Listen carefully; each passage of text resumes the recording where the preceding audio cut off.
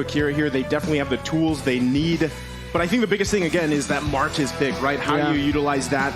You're going to be able to dodge a lot of CC here. And then can you also utilize the Kaja pick? Because we've seen games where that struggled as well.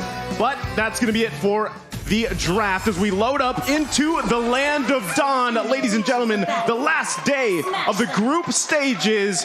RRQ Akira versus S11 Gaming. Oh, you can already see the group up from both of the teams, right? They're just swapping sides right now as both teams, again, are just looking to just help their junglers get the buffs normally. Both junglers opting to go for the purple buff here. Yeah. So it's a very interesting path they're going to take.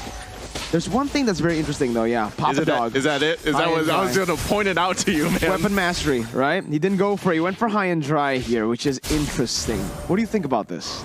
It means that he is going for a lot of 1v1 damage coming in. But of course, on the side of RRQ Akira, they also actually went for the Martis in the EXP lane instead. So both teams, again, going to be very aggressive. But I do think that as far as wave clear in the jungle, which is, again, a weird style, because usually we do see the Fredrin get placed into the XP. But now King is already rotating towards that turtle side, going up against Papa Dog, Jawton, and Erwin. As Erwin jumps in with Way of the Dragon, able to actually bring King all the way back with Takashi looks for a steal. The Divine Judgment comes in onto Jawton, but it's still going to be S11 who takes the turtle. Both teams disengaging, and S11 walk out with the favorable trade. No one gets taken out, but that is a very quick maneuver from S11, and I thought that RRQ Akira were the ones that were going to pull a trigger, because if you look at the composition, they have a lot more burst damage they can play around with, whereas for S11, they have a lot more outplay potential, but it seems like they are the ones that will be picking up first blood. First blood by S11 and Chan. This is what we said in the keys to victory. He needs to start popping off. Yeah. Picks the Kadita, flashy hero, does it. Erwin, with the way the Dragon and the Jeet Kune Do, brings King back, and that might just be a kill. King can't dash away. Sagan tries to look for some compensation, but it is not enough just yet. S11 off to a great start here. I hear Arashi for the emblems. Of course, we talked about the high and dry already, but we can see actually in the mid lane though, a play happens to interrupt the analysis yet again. This is gonna be a spicy one, boys. They just don't like you, Rocky. They don't want you to talk, bro. I understand. Okay, you understand, right? But Erwin has just been massive here. I mean, Solo killed by Takashi, and again, this Martis in the XP lane in the matchup up against the Grok is working really well, as Louise is going to be able to find a Divine Judgment. That's the Bennett's Rage coming in as well, as Erwin is able to find the way the Dragon onto Louise. Who gets the turtle? It's Chan, who takes it and secures it for his team. Both roamers falling, but again, S11 walk up. Akira wins this game, guaranteed upper brackets, #1 in the group. But if they lose, there is a chance of a three-way tie once again in this group. are you ready for it? I'm ready. Erwin's ready too as he flickers under the turret. Not going to be able to find the Jeet Kune Do though, as Erwin's going to fall under that turret, gets caught. But Sagan falls too. Chan, right now, is popping off. He's doing what the keys to victory tells him to do. Sagan, he listens, bro. Almost instantly gets deleted. I thought he was going to survive, but he got clipped by the rough waves, and that instantly bursted him down. So Chen is so massive right now, but in the bottom side. The wild charge just stops Takashi unless he's able to do something here. Nope, nothing magical there. He's just going to get taken down, and RRQ Akira are able to find a trade on a turret for kill. I mean, given the situation that S11 up, you can see even Papa Dog finding the positioning he needs to, and Luis doesn't have Divine Judgment, right? So this is most likely going to be another turtle going in the hands of S11, furthering their lead here objectively, and they'll be able to play around this as pretty much all of their members getting very comfortable in terms of itemization at this point in the game. This is why it's so difficult when you go for so many late game picks. We saw a similar story from Blacklist, but they are forced to concede, so they'll start doing a lot more damage, especially to the squishier members. But of course, once the lightning function from Chen is completed, the already insane burst will get even worse for the side of RRQ Akira. Takashi was looking for a steal there, but will be caught on the wild charges. Erwin comes in to rotate, but Jotun's just going to be able to slay him down. The Divine Judgment comes onto Erwin right now, as King is able to find a taunt. Sagan picks up the kill, a 1-for-1 right now. Ooh, Chan still able to get out. Jotun, once again, jumping back and forth, trying to get that last proc, but will just decide to disengage as Sagan comes in, just dealing some damage. And that whole time, Gusa Lagusa will be a threat as the game goes on here.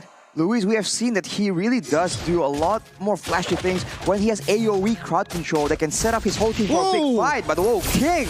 Erwin is able to find that right now, but everybody just collapses. The Petrify is massive by Chan. He finds the Lunox, Sagan's the fall, and Luis as well to Kai, who picks up a double. Gusta Lagusta rotates back into the mid lane, but it's a bit late. Takashi is going to be caught there, jumps in onto the bush, and S11, they've timed that perfectly for the neutral objective to spawn, and that's the Lord. I wonder if RRQ Akira can be considered doing good or bad right now, because they've been losing a lot of fights, but at the same time, they've been able to minimize the goal difference, its structure difference as well. But now with S11 taking that Lord, if they play the macro game properly and manage all three waves at the same time, they have a chance here to, at one fell swoop, just break down multiple turrets. Yo, what happened? Chan just got caught, and Jotun's looking for that ambush. Luis is going to be taken low. He doesn't have the Divine Judgment, and Jotun's just going to be able to walk him down. Takashi on the back, forced to flicker out very low. Jotun gets traded back as Gusta Lagusta picks up a mega kill. But man, it's just action everywhere, and they don't stop. They're still going. Sagan comes in with Wild Charge, will cancel that damage out. Erwin jumps in, now bringing him back with Wader Dragon, as Kai is going to be able to actually deal the damage back onto him. But Gusta and King traded back once again, and it's a shutdown over to Gusta. Man. This is a tough situation here because multiple shutdowns were picked up by Gusta Lagusta in that fight. Look at the damage right now. Okay. Out of nowhere, he is 6-0. Okay.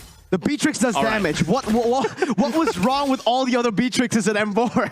What's with the win rate? Yeah. Well, he's 6-0. It's Gusta Lagusta, man. He's 6-0. He has the weapon mastery. And just a couple minutes ago, we were like, at one point, Gusta Lagusta, if he can continue to farm up, he is going to be a threat. And this is now. Now we're here, right? This is exactly what we're seeing. They get some... Be a bit harder to catch. Meanwhile, for S11, most of them are open, and most of them can't really, take the prolonged fights here. It's just Kai, but just as I say it, again, Gusta Lagusta, he's dealing a lot towards Papa Dog on that high and dry. See, that's the thing. As we just said, Luis will pull those into Gusta Lagusta, find a kill, but Chan, though... Chan still has the rough waves. Is going to be able to get out of that one. A good snipe over just to poke Erwin down, but... RRQ are doing good right now. They've gone the turrets down, and they can actually just wait it out. Play the long game, unless everyone gets caught here, and that's just a legendary picked up by Gusta. That's insane, What man. is Gusta? What? This man's insane. It's such a tough situation right now because Gusta is relatively survivable. Wow, that's a lot of damage, but he has a Has Claws as well, so he is sustaining a lot in these fights, and later on, Luis can transition from being an engage tool to a peel tool to ensure that Chan or Jotun, anyone who just dies in the back line, can get instantly shut down and destroyed by the damage coming in from the 8-0 right now, Gusta Lagusta. Oh, look at Chan. He's looking for a setup here on Gusta if he can find it. Oh my god, Sagan actually reads it out. Chan's still able to dish out the damage, but again, that's where the Lunox comes in handy. Awesome. I thought I was going to hit, and then he's going to go for Luis on the hunt, though. For the hit, but yeah, Luis is on the hunt. Not really going to be able to commit just yet, though. So, both teams just disengage unless Papa Dog gets caught with Wild Charge. He is going to be able to turn it back around onto RRQ Akira. Luis is going to be sprayed down right there as Gusta still dealing a lot of damage in the back. Flickering out to safety as he's going to be able to kite for a bit, but King will fall to the hands of Kai, who's still running wild on RRQ Akira. And picks up a triple kill, and in the mid lane, it's a 1v1 where Chan's going to be able to actually deal out the damage to shut Gusta down. Takashi coming back at it, getting the decimate, and getting a trade back in. It's a 4-for-1. Out of nowhere. That's a 4-for-1 after securing the Lord. Look at the items. How are things going here, Arashi? A Cursed Helmet and an Oracle for Jotun in the jungle. This is a bit of a hybrid build. He wants to do some damage. He needs to have enough to threaten the backline, but still be tanky enough to survive these big crazy fights. As I'm analyzing, the fight breaks open again, Mirko. That Divine Judgment was massive, finds the member, but Chan's gonna be able to trade it back onto Sagan, onto Gusta. Kai is still dashing away. Kai is the way of the dragon, brings King back, locks him down for Jotun to deal the damage back in. Erwin with the G-Kundo knocks him up. It's an upset in the making once again, as it's another 4-for-1.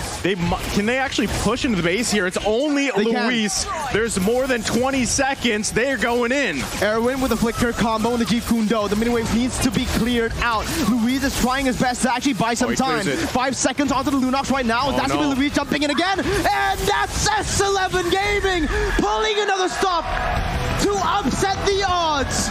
RRQ Akira is down. Their 33 consecutive wins have been shut down by S11. That is such a crazy situation here. The fight is so dynamic. They don't really know what's going on. But S11, with the superior burst, with the more dangerous pick of potential going towards Gusta La Gusta, they're able to make it work. This is an upset, and I think we saw the stats earlier. Everyone is wrong. Ankaragai. I mean, I gotta say, we painted the